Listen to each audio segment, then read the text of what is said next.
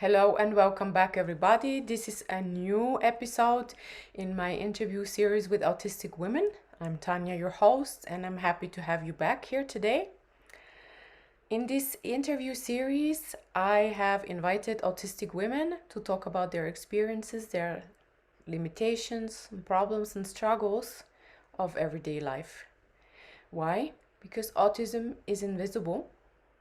You cannot see that, and the autistic woman is invisible. She's not seen and not heard, and I think it's very important to make her visible. If you like this content and if these interviews are helpful for you, please consider donating to my fundraiser. The link is below and you help me to make more interviews. Thanks. All right, now let me introduce today's guest, Amanda from the UK. Hi, Amanda. Hi. You are married with 2 kids and you were diagnosed at 34. And you are an autism speaker, consultant, and specialist tutor. I'm happy to have you here, Amanda. Thanks for coming. Thank you for inviting me. It's lovely to be here. Thanks. So, you said you had your diagnosis at 34. Would you like to tell Yeah, us how you got your diagnosis and how the process was? sure. I think like lots of autistic women similar to me, I only found out about myself after finding out about my children. In fact, it was my youngest, who received his autism diagnosis when he was 4 years old. We knew that there were some social communication issues prior to him actually receiving his diagnosis, but we didn't really know what that meant. Once he got his diagnosis, obviously, I read more about autism because I didn't know very much. We just really didn't. He's 20 now, so that, that takes you back in time. It was over 16 years ago he was diagnosed. And we didn't know much about it. So I read a lot. And the more I read and the more I saw him, the more I was thinking, hang on a minute, that sounds a bit like me.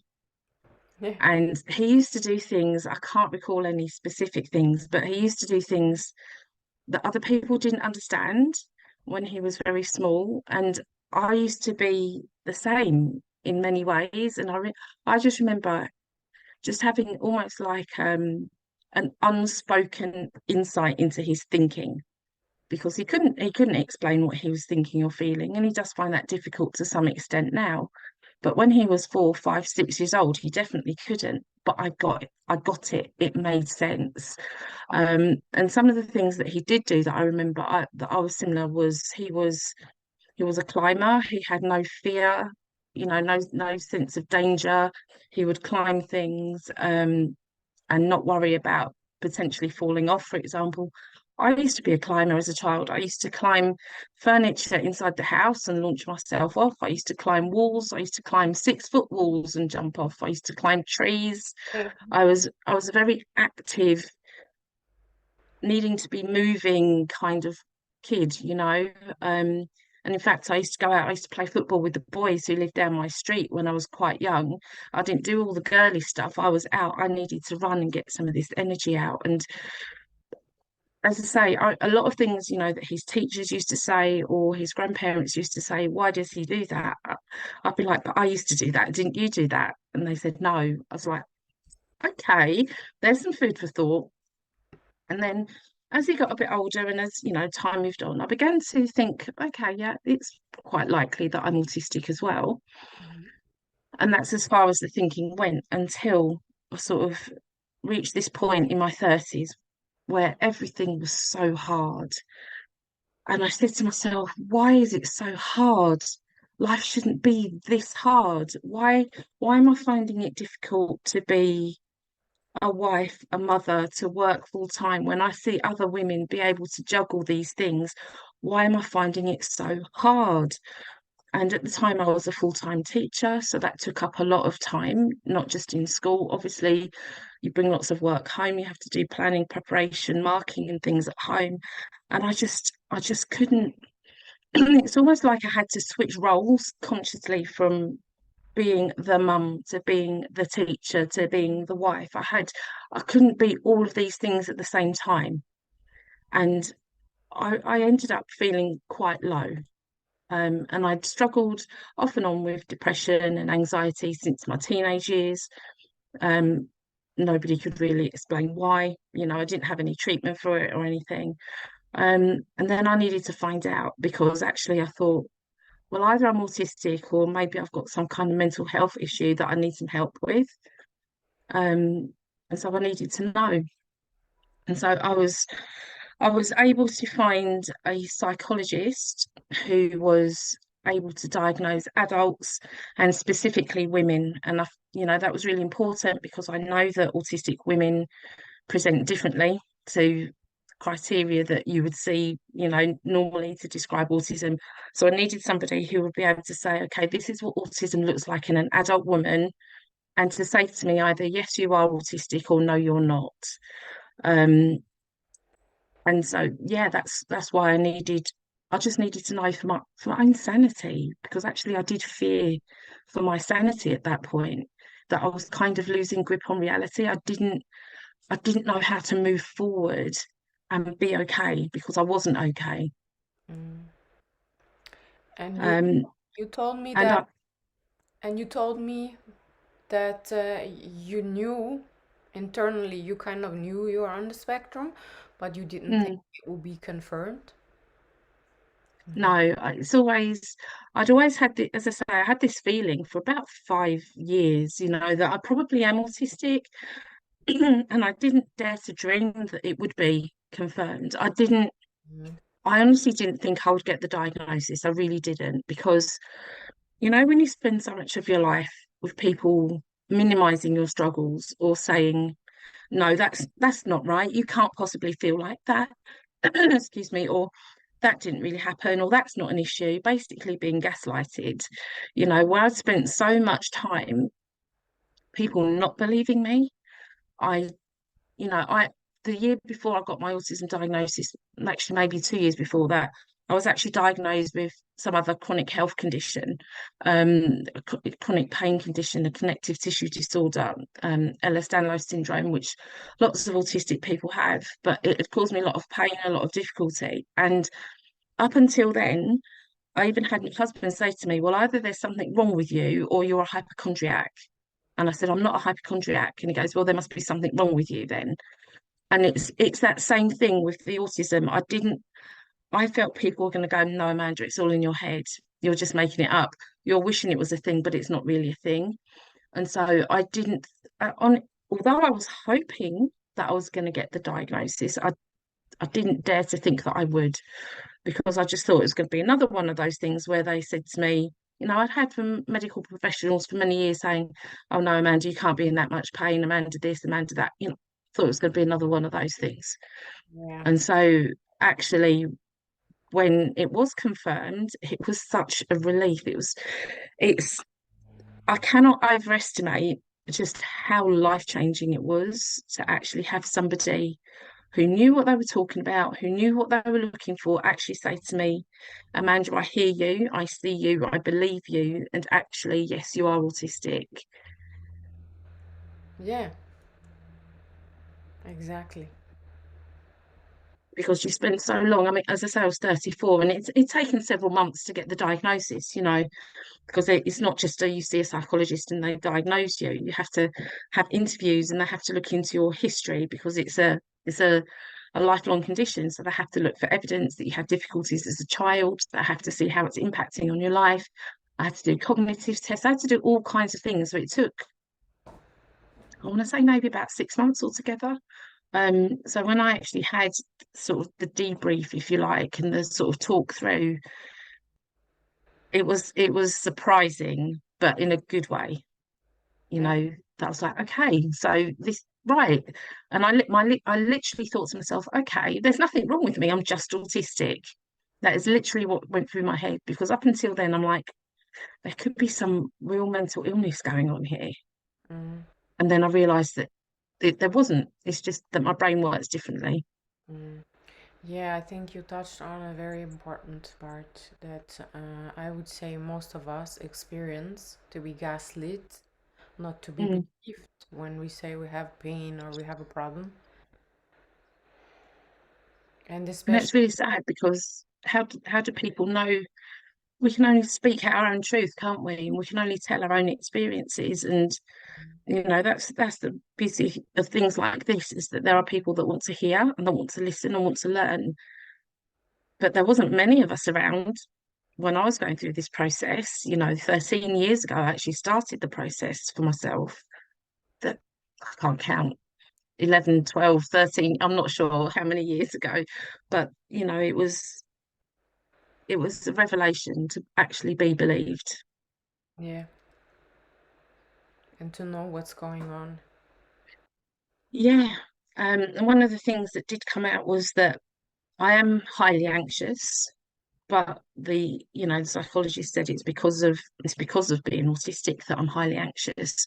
And obviously your life experiences lead you a certain way. And I understood that. And he said that I developed a lot of masking strategies, and I didn't even know what that was at the time. Um, and he basically said that I was a really good mimic. And that reminded me of things, as a child, I would stay with family in a different parts of the country in the holidays for a couple of weeks. And when I'd come home, I'd be speaking in a different accent. I didn't even know. I just picked up the accent of the people who were around me. And I do that, when I moved schools to a different school, sort of in my late teens, the way I speak has changed because I just speak as I hear around me. So I imagine if I went to live in a different country, again, my accent would change again, not because I'm deliberately doing it, but because I'm echolalic and I can't help it. And I just pick that up. Mhm. Ah, yeah, that's an interesting point. Mm. It's easier just to talk back in the same way we hear it, right? And I think it's because my brain processes the sounds as well as the meaning of what I hear. So not just the words, but actually how I hear the words said. Um, yeah, and I do pick up accents really easily, which I gather lots of autistic people do actually. Mm-hmm. Interesting, yeah. And can you name a few of the limitations you experience in your everyday life that stem from the autism? Yeah, I mean, I would say the biggest one, although not so much now because I've done a lot of work on it, but the biggest one obviously is communication. Because I didn't know myself, I had to learn who I was. And in learning who I was, I had to then learn to speak up for myself, to advocate for myself, to say what my difficulties were and what I needed support with, what I needed help with, and that didn't always go well. I have been in the unfortunate position that in some places of work, people haven't given me the support I've needed, even though I've been able to ask for it, which is a big enough deal for me to actually say to you, I need help with something. That means it's something that's really bothering me. Otherwise, I would not be asking for help. I'm the kind of person who would sit quietly and suffer rather than ask for help because it's very awkward asking for something. So if I've put myself out there and said, actually, I need XYZ, and they say, why do you need that? Which actually happened. And I say why I need it. And they say, well, no, can't you do so and so instead? Well, actually, no, I can't because that hasn't worked. And that's just another example of people not believing me or hearing what I'm saying to them. And so you learn to be very tentative with your communication, with what you say to who and how you say it, because you're constantly paranoid about being judged, about being misbelieved, about being gaslit constantly.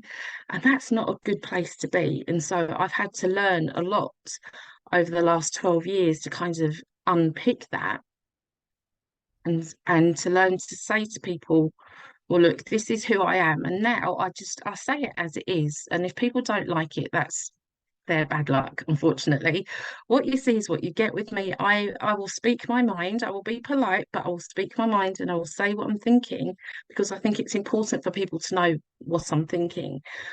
But what I don't always get back is that same thing from people. So, when sometimes people try to give you hints for you to pick up on something rather than just getting to the point and saying what they mean, I find that difficult because I would much rather somebody just say it rather than me have to work out any hidden meaning or intent behind what they say.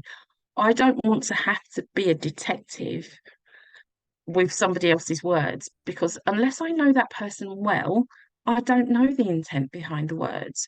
I won't know if they're being sarcastic a lot of the time. Even the other day, my eldest said something, and I had to turn around and say, "Are you being serious or are you being sarcastic?" And they said, "I'm being sarcastic." I said, "I couldn't tell. I couldn't tell from your tone of voice, and I couldn't tell from your body language." So when you have people that are very straight-faced when they tell jokes and things like that, I can't always tell. And that's really hard. And, in some ways, I find that kind of communication so difficult that I will avoid it. So I will avoid those situations where you're likely to make small talk with people because if I'm not talking about my job or my dog or autism, I won't know what to talk about, and I would rather just not talk because you can't get it wrong then, can you? So communication is a big one for lots and lots of reasons. Another really big one for me is organization, executive function type of difficulties.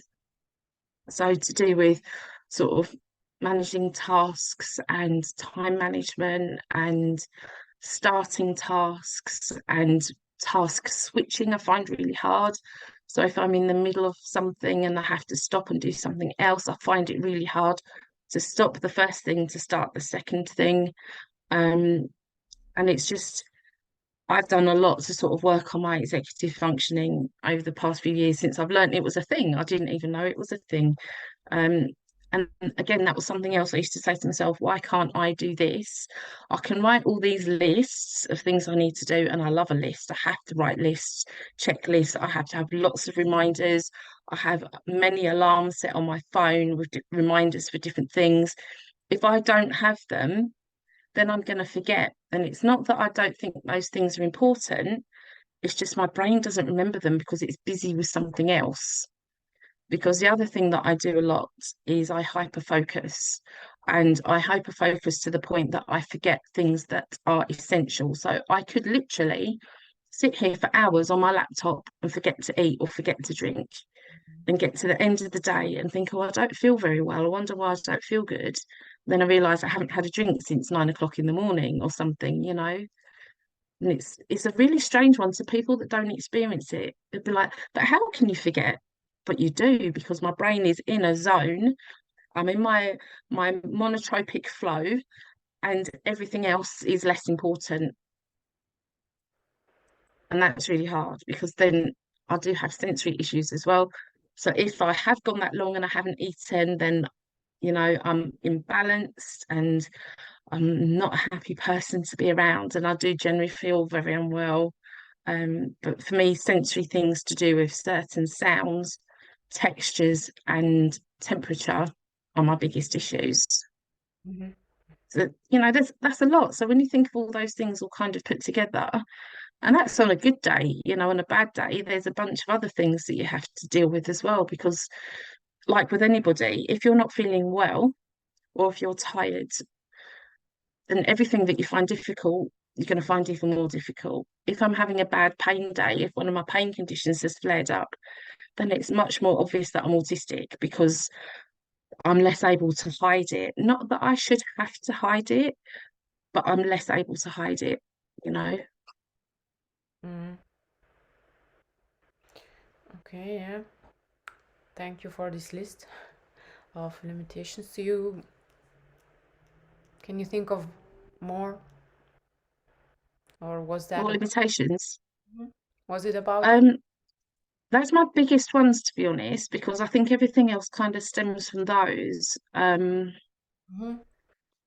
The only other thing I kind of wish is that people, I wish that people understood me without me having to explain myself as much as I do.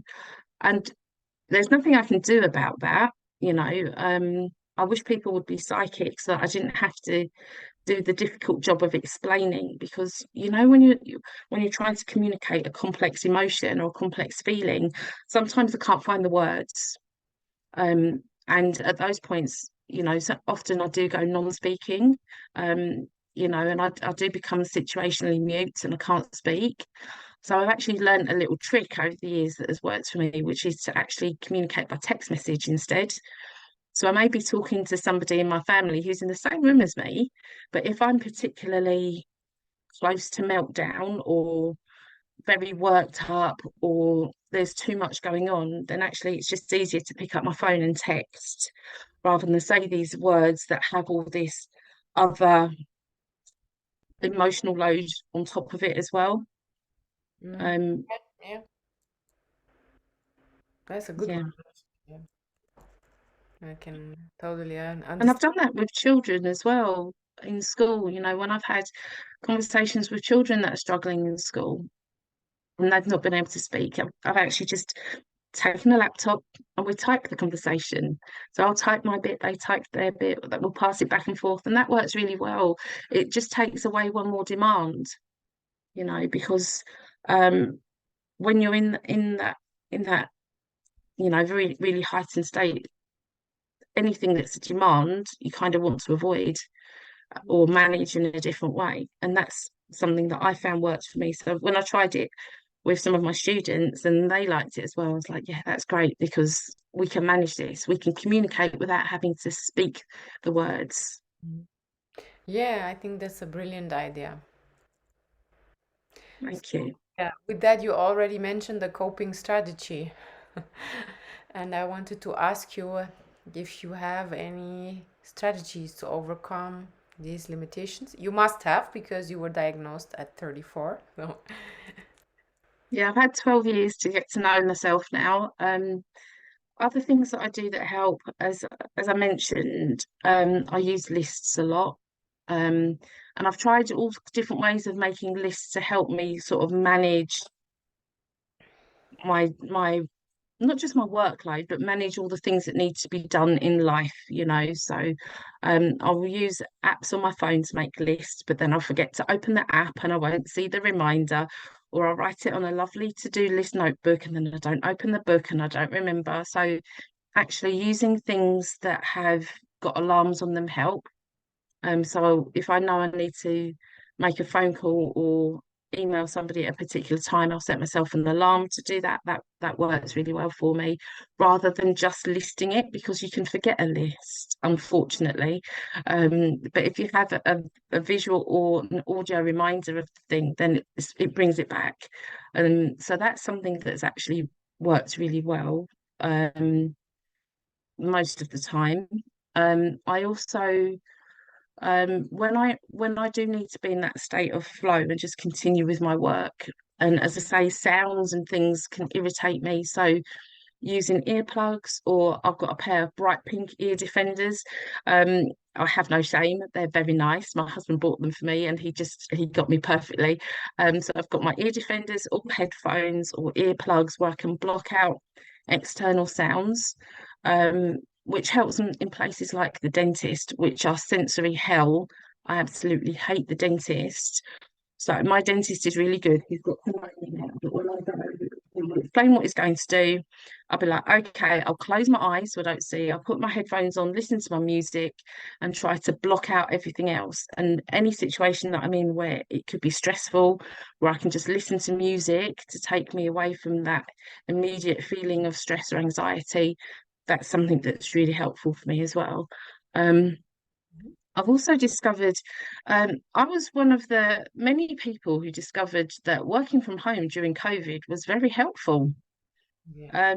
which is really strange because at the time I was still working full time as a teacher. It's only in the recent months that I've stopped doing that. Um, And if you'd have said to me, Amanda, there's going to be this worldwide pandemic and you're going to end up teaching, sitting at your table downstairs with a laptop and teaching your special groups online and teaching your classes online and doing all your meetings online, I'd be like, what are you talking about?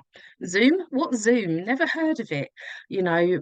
But I thrived and I realized how much I could do without being worried about the baggage of being physically present in a place, you know, and I did really enjoy it. That sounds weird, but I did really enjoy learning about myself in a different way and just using technology to help with things like that, I think is so good.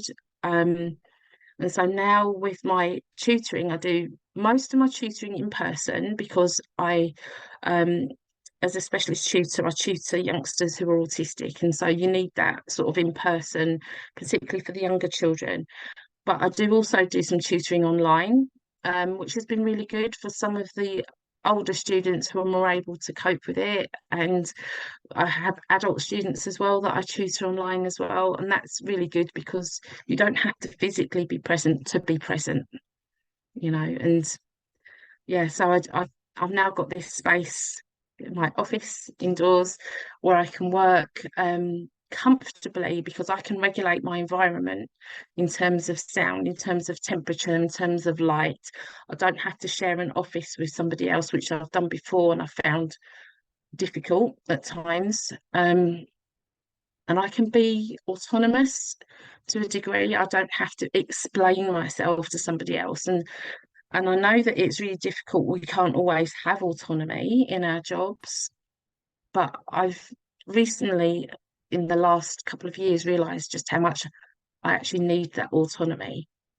Um, you know, and so now I'm very much about I'm going to embrace everything that actually makes me feel better and makes me feel good and that enables me to thrive and not just survive. Um, and the other thing that COVID helped with as well was my dog. So we got a dog about a year before COVID, and the dog that we had at the time, he was the unofficial emotional support dog that we didn't know we needed, and he was just so good at just being there. And you know, when you're finding life hard, as we all do at times, having to care for other people can be difficult, can be taxing. But actually, if you've got a pet, you give that love and you get the unconditional love back. You get no demands from them. They don't judge you. The dog we have now is a big dog, but he thinks he's a baby, and so he loves giving cuddles, and it's just that pure joy that you get from loving somebody else that loves you back just as much, and that's lovely. So my dog has actually been really, really good for my mental well-being, and also it means, you know, I can't just sit in the house all the time. I have to go out. So even if I am working from home, I can't just sit indoors all day, even if it's just in the garden at least I get outside or I can go for a short walk if I don't feel like going for a long walk. Um, you know, and I know not everybody can have pets for various different reasons, but for me, it's been something that's really useful. Um, but the one thing that's really helped me with the communication side of things that I was finding hard is scripting. Um, and earlier this year, I needed to make a dentist appointment and I couldn't. And I knew I needed to. I had to go back. I had a feeling that was coming out. It was uncomfortable. I had to go. Could I phone the dentist to make this appointment? No. Could I pop into the dentist to make the appointment? No. I would go past there twice a week. Still couldn't go in. So, you know, in the end, I reached out to some other neurodivergent people online and said, please help me. I need to make this appointment. What can I do? I'm finding it really hard. And so they suggested scripting, and I'm like, oh yeah, I've done that for other stuff without really thinking of it. And so actually knowing exactly what I wanted to say in that exact situation, it was like being an actor, you know, you plan out what you're going to say, you think about what the response is going to be, and then how you're going to respond to that. And so in those really difficult situations, when I have had to have those conversations, like phoning the dentist, or like advocating for myself, standing up for myself, saying that I disagree with somebody, etc. having a script prepared beforehand so that I know what I want to say and not forget it is really, really useful, because I can get swept up in the emotion of something and forget what I want to say if I haven't got it written down or if I haven't prepared before. Yeah, good. Great. Yeah, that that was a few interesting strategies you mentioned. Very useful. Thank you. They're quite a wide variety of different things, but and I think that's the thing as well, autism isn't a it doesn't just present one way. Obviously each of us have our own different challenges that we have to live with and overcome. Each of us has our own strengths and things that we don't need to focus on so much. But of course, because it's a spiky profile, things can change, and things can change over time, within a day, and change as we age, as time passes. So I think it's good to always be aware that there's different strategies that you could use, or that you might need to switch them up, that what worked before might not work at another point, and you might need to think of something else. Yeah, good. Thank you, Amanda. Would you like to give a take-home message to anyone who's listening today? Yeah, I would like to say, the most important thing, once you know that you're autistic, is to know that it doesn't mean there's anything wrong with you, because there isn't anything wrong with us. It is a neurotype. Our brains just wired differently, they work differently. And so it's really important to know yourself so that you can be yourself. And once you know who you are and learn to be who you are, don't just be that person, embrace it, rock it. I embrace all my quirks, all my differences, and I'm now very happy to be me. And that has given me this sense of inner peace that I never thought I would have. And so it's important to know who you are and embrace who you are. Okay. Okay, cool. Thank you, Amanda. Great. You're welcome. Okay, we're closing for today. Thank you for your time and your great tips. By the way, if you're listening today, I also give away my best coping strategies in form of a self-paced course. There's a link below, and you can just go and take this self-paced course for free, and I hope it will help you. Okay, thank you, Amanda. Thank Bye. you, Tanya. Bye.